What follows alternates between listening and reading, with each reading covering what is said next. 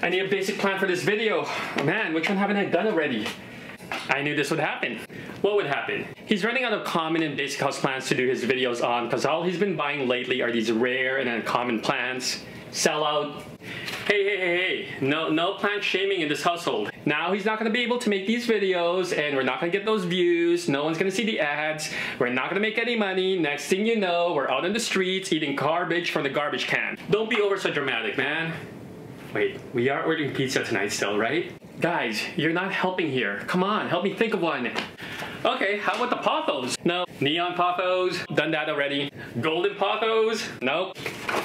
An aloe plant? Not gonna work. I got it. I'm gonna call some Planty Friends for help. What friends? I got friends. You have no friends. I got friends. We're your only friends. Hey, how's it going? It's Christian. Yeah, hey. Who's he calling? I think he's calling his imaginary friends. Oh.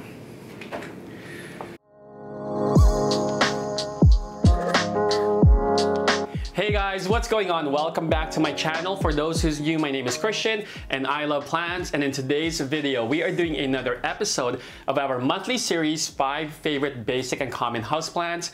I like to do these episodes once a month to remind you as well as myself that some of the most beautiful houseplants in your collection today are those common and basic ones.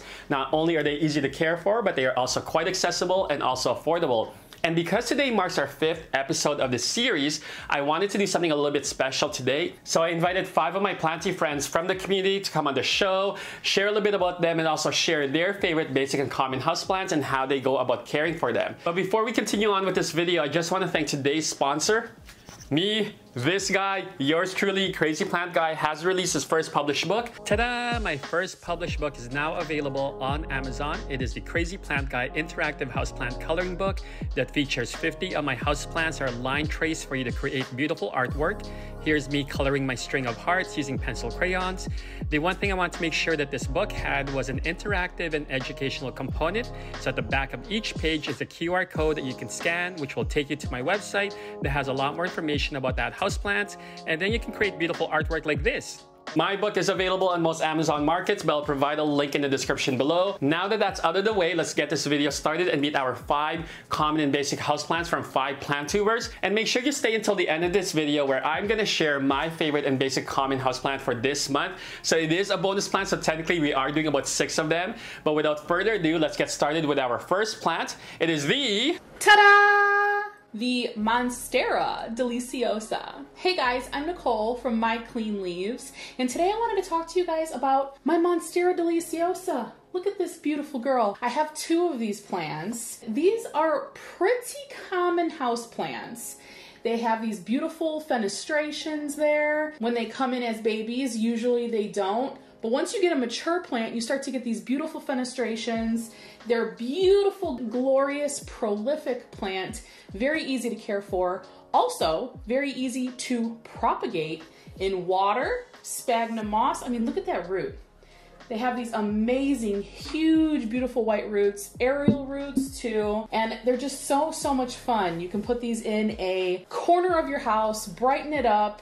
They do love light, but I typically give my Monstera deliciosa indirect light. Excuse me, you're in my frame. Because they are a leafier plant, you have to be careful that they don't burn, so don't place them too close to your window, especially in the summertime. But these plants just absolutely love being houseplants, don't you? And the next plant is the... Ta-da! The Lemon Lime Miranta. Hi everyone, I'm Marina from Millenial Planter, and I'm also a fellow crazy plant girl, a crazy plant enthusiast. On my channel, I like to talk about the good and the bad of owning houseplants, so if that's something you're interested in, I hope to see you there. Today I'm sharing my favorite common houseplant, and this one will always just win my heart over, the Lemon Lime Miranta.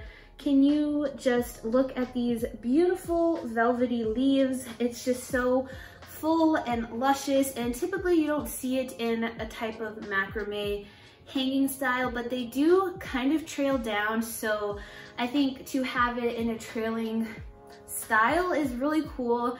And this plant is also part of the prayer plant family, So at night, their leaves just fold up and literally all the leaves shoot up. And it's just the coolest plant. It's not every day you get a trailing plant that has movement. So in the morning time, it's just nice and open, as you see here, greeting you, good morning, and then at night it closes up to remind you that it's time to go to bed. This plant is a little bit on the finicky side. It doesn't like to be completely dry, and it does like a little bit of humidity. I would say anywhere from 40 to 50% is like that sweet spot, and if you're able to give this plant what it needs, it'll just constantly reward you. I mean, I could look at this girl and I can see 4 new leaves coming in already, so it's kind of insane. They are really prolific growers once given the care that they need, so I really recommend it if you don't have it in your collection. And it has velvety leaves. Who doesn't love velvety leaves? And there you have it, my favorite basic houseplant. And that leads us to the next plant on our list, which is the ta-da! The heartleaf philodendron, otherwise known as Philodendron Corda. My name is Sarah and I'm from Peanuts Plants, and today I'm going to be sharing with you guys the Philodendron Corda, and I absolutely love this plant. This one right here happens to be the lemon lime or neon version, but I fell in love with the original, and I'm going to be showing you guys some pictures on my sunroom, and I think you guys will understand why I absolutely love this plant. This plant enjoys having something to climb, so if you guys will give them a pole or something to climb, they will be so happy and the growth will just completely take off for you. I would say I've had the one that's on my sunroom for probably, I think this is my second winter, so maybe close to 3 years. And I picked both of those up for $7.99 from a local grocery store. Another really awesome thing is that they're totally accessible and you guys can find them pretty much anywhere. This one right here I picked up from one of the big box stores and it was $13.98, which is an awesome deal. The ones on my sunroom started off as this size and I grew them into what it is. I would say that I water these probably in the wintertime maybe once every 2 weeks, and in the summertime I water them weekly. I do just kind of feel the leaves and see if they feel really droopy and floppy, or if the plant is starting to kind of sag at all a little bit, and I will give it a drink then. But honestly, if you guys are underwater like me, you will really appreciate this plant because I've never lost one of these before from underwatering, and they really can tolerate a drought. I would say that they like bright indirect light the most. I have had them in lower light and they've definitely survived and done fine. I have put them in more direct light, and I did notice a few little browning spots on the leaves that they were getting burnt, so I wouldn't suggest putting them in direct sunlight. But as you can tell, the one that's on my sunroom, I think it's really interesting that all the leaves have just stood at attention and faced the window, and I just love that these plants give you the total jungle vibe. So if that's what you're looking for, consider adding one of these to your collection. Also, I really love that they're so easy to propagate. You just chop where a little node is, where it's shooting out some aerial roots, and you stick it down in water and it'll root for you. I've never had any troubles rooting this plant, and I have shared this with friends and family. So I hope you guys will consider getting a heartleaf philodendron in your collection. And next up on the list is gonna be the ta-da! This is the Monkeytail Cactus, the Cleisto Cactus Winteri. My name is Gerard. I'm an exotic plant collector. I have a YouTube channel as well, Gerard's Horticulture. I document and just use YouTube to just share my experiences with my collection, my plant collection. This was one of my top favorite plants that I wanted to talk about. The look of this cactus is like one of the main things, but the best thing about this cactus is that you can actually touch it. And yeah, I'm touching the cactus without like getting my hand all bloody. It's soft like a monkey's tail. It's like just an eye catcher, and then like as it gets bushier and bushier, the hairs get longer. It does have spikes, mind you, so you got to be careful. But the care for this plant is very, very easy. I had it outside this summer in New Jersey. I'm in zone 7B.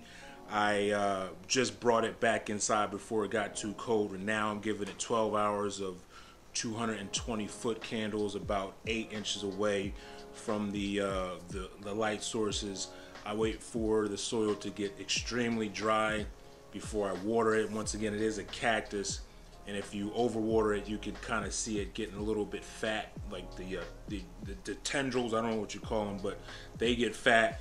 And if you don't water it, you can see they get a little bit skinny. I fertilize it all throughout the growing season with a really low dose fertilizer. And like I said, this is just an easy care plant just to deal with. I strongly suggest you get one. Now the next plant on the list is the Aglaonema Silver Bay.